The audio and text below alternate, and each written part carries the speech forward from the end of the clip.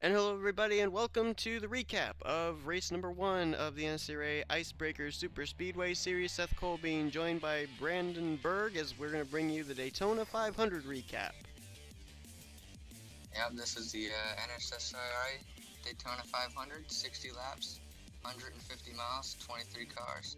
Dylan Swellenberg got the pole, manual cautions, and no bump in the corners. Yeah, that was a big thing in drivers' meetings. They said no bump in the corners because this track, both lines can move inside and outside line, but you bump in the turns and there's going to be a huge wreck. So Dylan Schwallenberg on the point, and he would bring the 22 car field at the point here because Richard Johnson would join late to the green.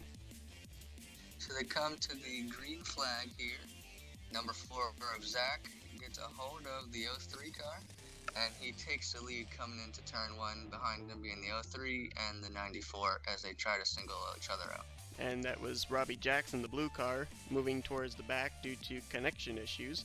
And things would remain pretty calm early on, but we would have a caution on lap number 2. Seems as the 03 tapped the 4 and it just created a train wreck effect, and the first big run happened. So lots of cars, good cars involved there. The outside line was working really well, but I think all three of them, Zach Buchanan, Dylan Schwallenberg, and Ian Dutta, all might have gotten the wall in turn 1 as you take another look. Yeah, the 03 car gets tagged multiple times. The 9 car hits the wall bad, and 03 gets even tagged even more. Multiple cars in the grass, and still piling up, so it was a pretty big one. Yep, wreck and then a follow-up wreck as the track was pretty much blocked up there at that particular point, riding on board here with Ian Dutta. And you can just see they're all scraping the wall there. The high line, not very much grip, at least early on. Yeah, everyone just getting train wreck effect. Everyone went up and just big, nowhere to go for some people. We're going to be taking another on board here in just a moment with James McLeod making his first start in the SuperSpeedway series. He was running back behind these guys, and it shows that even way back behind this pack, you still ended up having the track blocked up, nowhere to go. Yeah, he almost cleared it, but then at the end he got hit the 4 car and got tagged by another car. I think he gets nailed by Austin Ogo, but I'm not exactly certain. But everybody was actually, amazingly enough, able to drive away from this incident and continue, and I believe everybody was still up to speed as we get the restart on lap 6. So the 94 car, Brennan Berg takes the green flag. So it'd be the 94 car, followed by the 81, the 19. That's all I can see right now. Dylan 43 and the 14, and the 14.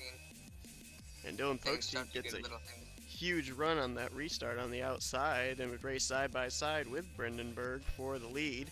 We actually had a lot of good racing up front, but then caution comes out again on lap 10. Looks like the number 48 got turned by Ian Dutta. He almost saved it, but then the 35 came up and got him. Yeah, that was Austin LaPlante. Yeah, LaPlante did actually have it saved, but Washer just shot up into him. We're going to try and see if we can find out why Washer shot up the racetrack as you look at the 35 BMW, and he's just going to come into Ogo. Yeah, it looks like he got clipped by one of the cars and just shot him up in the wall, and then as we see, the 99 gets hit and flips onto the backstretch. Yeah, he gets hit hard, and that would actually take Levi McIntyre and Chris Washer out of the race, and this is on board with the car that actually hits the 99 of McIntyre, Seth Cole. And just a whole bunch of smoke, couldn't see where to go, and that's a hard hit. Yeah, glad he was okay after that. So out of the race would be Chris Washer and Levi McIntyre, and we'd get a restart on lap number 14. The 94 car yet again takes the restart, followed by the 19 and the 43. That would be your top 3. The 19 tries to get a good run on the outside, then just comes back in line, tries to settle it all out, then tries the inside. But it would settle out to go to single file coming in turn 2. Yes, it would, but there would actually be some good battling going on for the lead. Danny Wells running behind the 94 then would make the move over in turn 3. He would go to the point.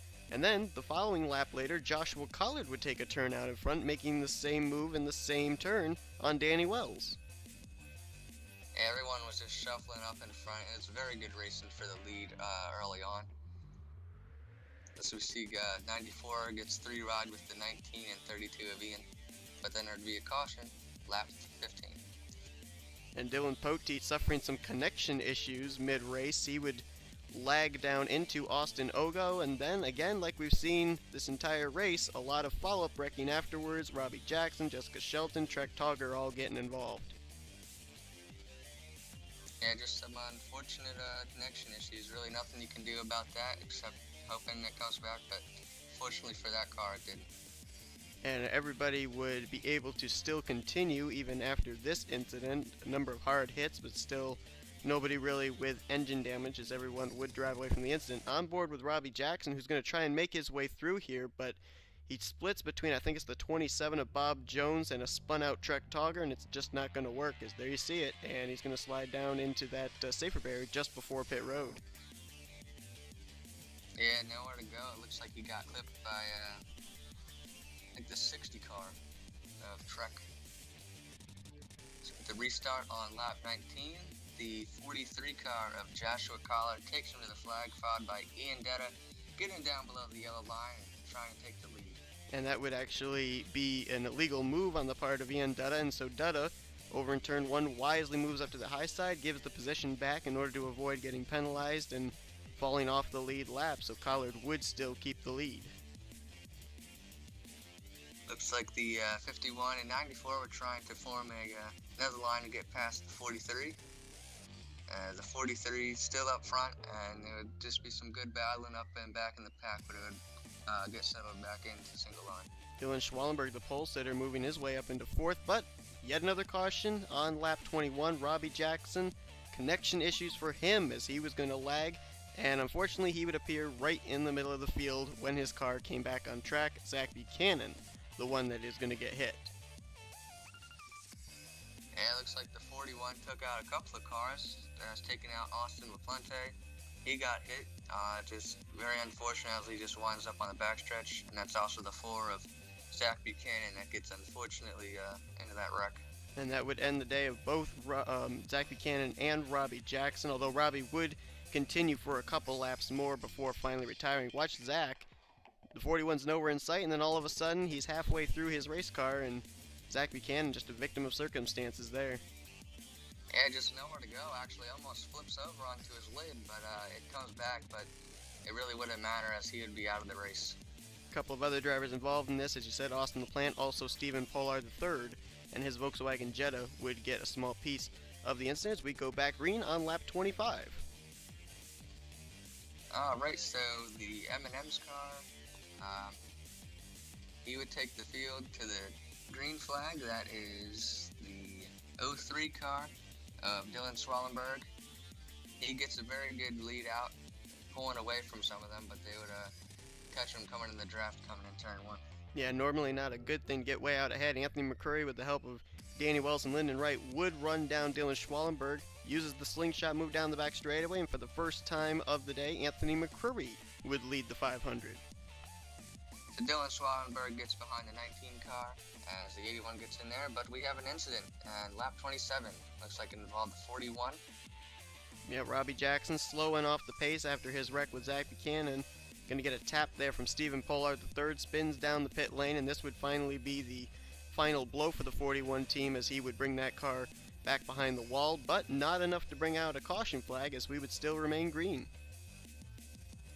As you see here, the 15 car of Anthony McCurry, pretty good battling up there with the 14 car, the 94 car, and there goes Ian Detta, but he goes behind the yellow line, and he comes back up safely, but there'd be some good battling for the league in the closing laps.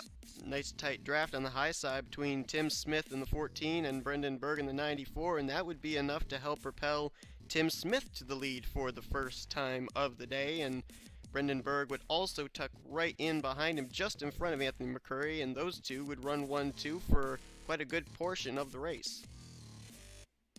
As you see, the 94 just barely squeezed in, but we have a caution, 5th caution of the day, lap 30. Lyndon Wright getting into the right rear of Ian Dutta would turn him up the racetrack. Anthony McCurry getting a piece of it. And then, like we've had all race long, a wreck and then a follow-up wreck as we're going to take a look. Joshua Collard and Dylan Schwallenberg are going to try cutting through the grass, and they're going to get together. Yeah, it looks like the 03 just got tagged by the 43 of Joshua Collard trying to come up on the racetrack. Then he gets hit by the 60 car of Trek Togger, so he still goes still in there, and then he gets tagged again, so that ended his night, that final blow. And Dylan Schwallenberg would join the long list of drivers back behind the wall as he would retire from the race, but we'd get back green just past the halfway point. So green flag is back in the air. The 14 car of Tim Smith takes the rest of the field, as the others are going too wide to the stripe, and unfortunately, like you said, you get out too much front, the draft is going to take you quick. Yeah, pretty consistent on the last two restarts where the leader gets a good jump, second place doesn't seem to go, and then before you know it, they're able to work together, put a real tight draft together, and run down the driver running in first place, as Collard would work with McCurry to run down Tim Smith. And not too long after that, Collard getting the run would try a slingshot move for the lead on the 14 car. So everybody's mostly single file except for 3 wide in the back. 43 is working with the 15 car, and here he goes, the slingshot move. 43 car takes the lead. Anthony, yeah, almost 3 wide for second. Yeah. So he's on the outside line, more people on the inside line, and he would take the lead from the 14 car just barely, but he'd get up there. Yep, good 2x2 racing. McCurry with Collard, Berg with Tim Smith. Another incident, no caution, but on lap 36, Trek Togger going to get a little help from Danny Wells and a hard hit into the inside safer barrier. Yeah, once you get tagged, you just got to brace for the unfortunate event for 60, but really nothing you can do, just the 19 car, but nothing you can do at that. Just got to hang on for the ride. On board with Danny Wells, there you see Trek on the inside line. Coming out of the corner, some cars would get a little loose, have to bail out of the throttle, and Danny Wells was right there. That would take Trek Togger out of the race, but finally a caution on lap 41. It's the 43 car of Joshua Collard gets tagged by the 51 of James McLeod, and again, like any other caution, more wreck after that and gets piled into. 43 car will drive away, but some other cars stayed behind after getting wrecked, including Anthony McCurry, Austin Ogo, and Danny Wells. And we'll take a look here, see what happened here. Ogo checking up. He gets into the back of Shelton. Then McCurry gets into the back of Ogo, and then the 34 gets nailed by Danny Wells. Yeah, so just, again, caution after caution as we take a look on board of the 15 of Anthony McCurry. 43 gets tagged again. And, yep, there's the checkup right there. Nowhere for the 15 car to go except for the wall. Right straight into it. Everybody would still continue after this incident, and we'd get back green with about 16 laps to go. Again, the 14 of Tim Smith takes the field as it's the 94 and the 51 in the top 3 with Jessica Shelton in 4th, taking it to the green. And Dylan Poteet, who had the connection issues earlier on, back up inside the top 5. He'd be a player late in this thing, as well as, again, the leader getting a good jump, but Brendan Berg was able to hang with him pretty well on that restart. It seemed like for most of the race, Brendan Berg would stay behind the 14 car, as the rest of the field behind the 14 and 94 would eventually catch up to them and make for some good racing. We'd have an incident on lap 47, not caution-worthy, but Bob Jones, who'd been running quietly all day, going to get into the back of Austin Ogo, and then just get run over by the 19 of Danny Wells. Yeah, getting into the 19, Bob Jones going a little slow, nowhere for the other guy to go just to check up. But it was the 27 who got most of the incident. And we got another incident, lap 49, not caution-worthy though. Austin Ogo going to get a little bit of help here from Joshua Collard, but he's able to save it as the car spins to the apron. He keeps it straight, continues on, and we are able to avoid another yellow flag, but he did have a left front go down on that 34 car, and he had to come to pit road for an unscheduled stop. He unfortunately tagged the wall as well after saving it. Again, good save, keeping under caution, but he did have some problems. Then we have a third incident on lap 54. Yep, that is the 81 car of Lyndon Wright. Looks like he got a little bump from Jessica Shelton there. Went out over to the 32. Just got a little wiggle, saved it, but he did blow a tire. Yeah, and the tough break for him too. Also got caught in the grass and was not able to get back to pit road. Had to teleport to pit road and ended up finishing the day out several laps down. As we're going to take a look from the helicopter view, watch the 9 of Jessica Shelton get a huge run here, and Lyndon Wright just not able to handle the bump that she gives him on the back straightaway. And how he avoids the 32 of Ian Dutta, I'm not sure. Yeah, again, great save for that, but he unfortunately had to be towed, and again, several laps down. So a tough break for Lyndon Wright, who had been running up inside the top 5 for a majority of the day. But at the end of the day, it came down to the final lap here at Daytona. 5 drivers to battle it out. The lap car of Richard Johnson, a possible wild card, as Tim Smith would lead them. Yeah, Tim Smith would lead them coming into turn 1, as there would be the 94 behind him, as well as the 31 of Dylan Poteet. They would be single file coming out of turn 2, and looks like the 94 is trying to just get around him, but there's nowhere to go. As you see, the 31's going with him as well, but the 14 does some good job blocking him coming out here in turn 3. Dylan Poteet making a bid there for second. Brandon Berg able to close the door, and now opens a little bit of distance to himself in the 14 to try and get a good run coming out of 4 here, coming to the checkers. All right, so coming to the checkered flag here, 94 makes a move to the outside. He comes together, turns right, but it is the 14 of Tim Smith who wins the Daytona 500, followed by the 94 of Brendan Berg, who gets second place, as well as the 31 of Dylan Poteet getting third.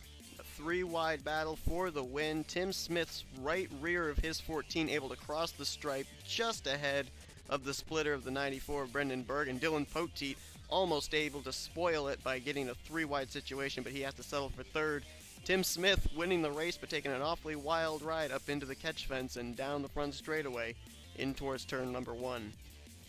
And that is the margin of victory. Just barely got the win there, but 94 was sliding, so he didn't have any momentum. So good win there to the 14 of Tim Smith. That is the 14, the 94, 31, 32, 9 of Jessica Shelton, and the 93. And Tim Smith would get ready to do burnouts, but Seth Cole, trying to finish the race, would hit him from behind. He goes flying into the turn 1 area. Engine would be kill. He would not be able to do burnouts, but still, the 14 of Tim Smith credited with the win. Yeah, good job there, number 14.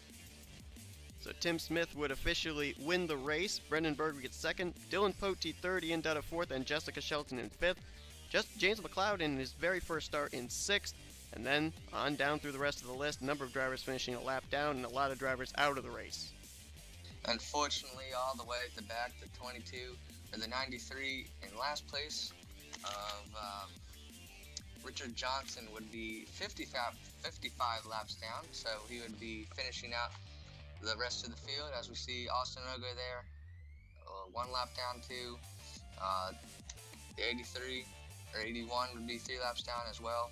You see many have retired, accident, puncture, as well as the cautions. Although a lot of cautions, many people still stayed in the race, but for the others that couldn't, that was very unfortunate. Richard Johnson, finishing out the race 55 laps down, decided instead of taking 3 points deficit via a provisional, decided to finish the race being only 1 point back of Chris Washer in the points. So Tim Smith would take the points lead into next week. Next week's recap going to be coming from Proving Grounds here in the Icebreakers SuperSpeedway Series. Yep, very good race here, as the Jessica Shelton was actually involved in multiple wrecks and somehow made it to the top 5, so that was pretty good. Yeah, Dylan Poteet with his connection issues ended up finishing in third, and Joshua Collard, who had been up inside the top 5 and got spun, he's able to continue as well. So hope you guys enjoyed this recap. Join us next time as we're going to bring you the recap from Proving Grounds as we continue on the season here in the NNSCRA Icebreakers SuperSpeedway Series.